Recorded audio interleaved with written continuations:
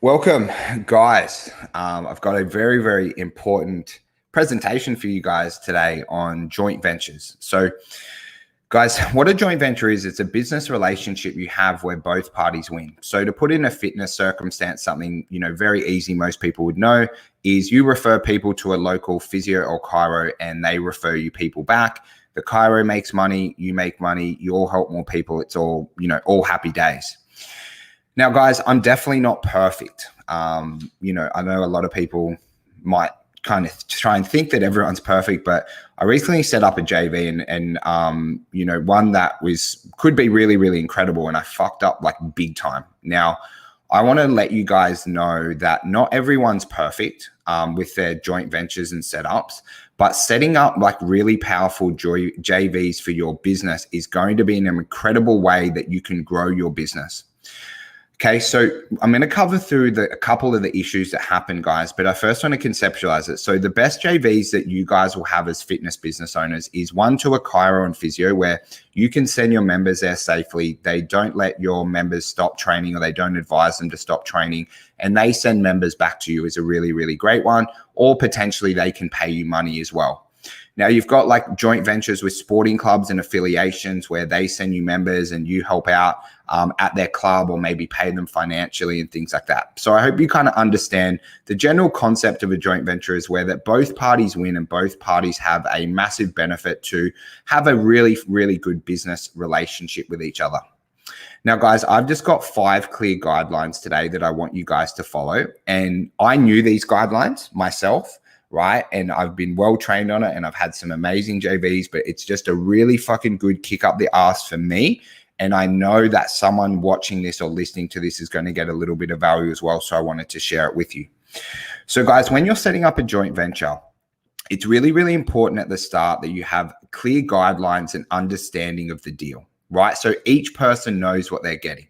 Is there a financial component involved? Is there maybe a free training component for their staff? Or what's the benefit for each party, right? And you really, really need to have that all mapped out and really tight. And it's really good to have this stuff in emails, guys. Like, you don't have to have massive contracts and stuff on the smaller ones. Definitely, guys, I'm sure as you have really big ones in time, as there will be contracts involved and things like that. But you want to make sure you have those clear guidelines and understanding of how each person's winning and what each person's expecting, from this joint venture deal, right? Then you really need to know truly what does each person want from this joint venture deal.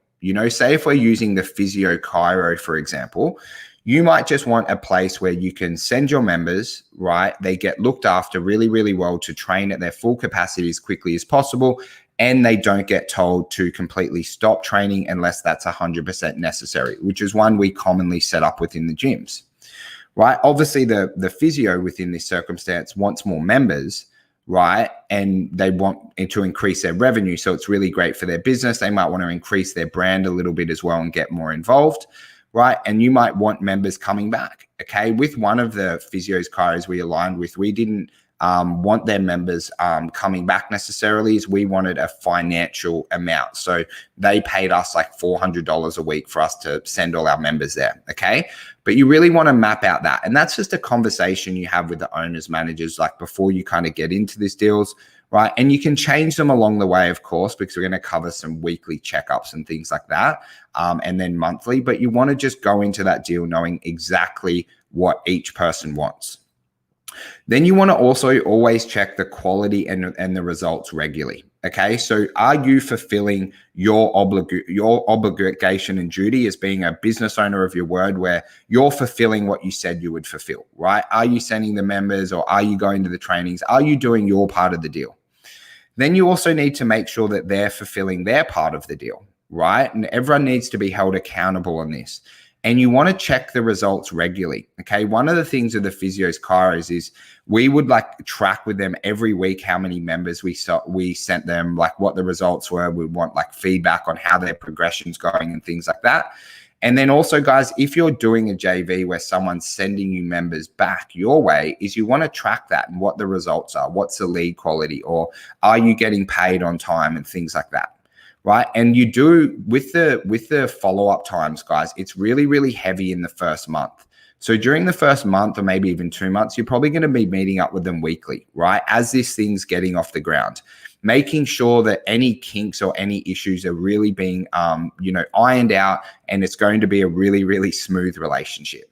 Okay, so spend more time with them. These JV partners, you guys are friends and kind of low-key business partners at this stage, because you're both doing benefits to each other to grow each other's business or to help each other, whatever it is. It's to help each other grow and reach your goals. Okay, so these people are very, very important to have within your business, guys. And then after that with JVs is you can spend a little bit less time if you've got this set up perfectly, but you want to have regular check-ins, right? Where you're checking in monthly. Hey, how are the results last month? This is what, we sent your way. This is what you sent our way. Are the books all clean? Has everything been paid that needs to be paid if there's a financial component in it? And they're always chatting what's going well in your business at the moment? Is there any way we can help? How can we improve this relationship? Guys, and if you follow those 5 basic points, right, and they're the 5 basic points that I didn't do correctly in a joint venture that we recently set up, is you won't have the same issue that I have where you have to kind of start from scratch again with the person and reset everything up. So guys, what you need to do from here, right, firstly, if you have any joint venture partners, right, anyone that, you have a business relationship where you're both winning by being in business together, right, I want you to review it and go, how is it going? Are the guidelines clear? Does everyone understand the deal, right? Do you know what each person wants? Do they know what you want? Do you know what they want? And are you checking the quality and the results that you guys are both getting from this deal, right? If the answer is no or anything unsure, I want you to go and fix that deal immediately, right? I want you to go in, spend some time, whether it's 15 minutes, 30 minutes a week, and really improve that deal, because it becomes something amazing where you're earning more money and getting to help more clients. But then if you don't have any JVs, guys, I want you to save this podcast, right? And when you go to set one up, because I want you to learn from my mistakes along the way, because it's going to save you time, energy, and money.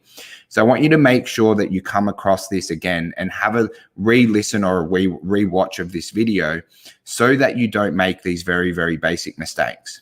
Okay, so you want to make sure you improve your current JVs, and I'm sure many people watching or listening to this have a few, and you can definitely improve them, because one of our things with joint ventures is we would always like to get 3 leads a week on average off them. So if you can do that, guys, and you're going to generate over 150 leads a year for your business, right? Then just make sure that you're really, really particular in the setup of any of your joint ventures, so that your joint ventures don't just last a week or a month or 2 months, that hopefully they last 2, 3, 4, and 5 years.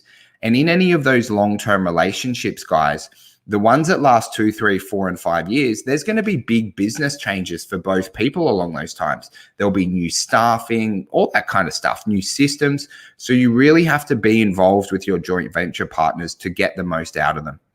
So guys, I was absolutely fucking filthy at myself this week for not following what I know. And I want you to know that that's okay, because you can fix things, right? As long as you're aware and you can look internally and go, hey, that was on me. I didn't do that right. Then you can improve all of these things. But I hope you got a little bit of value today, guys. I hope that you can improve some of the JVs you have, or that you got a really good understanding of what a JV is and you know how to, set them up a little bit better than a recent one that I set up. I hope you guys have a really great day. Any questions that you guys have, please reach out to me, Jimmy_Pomponio.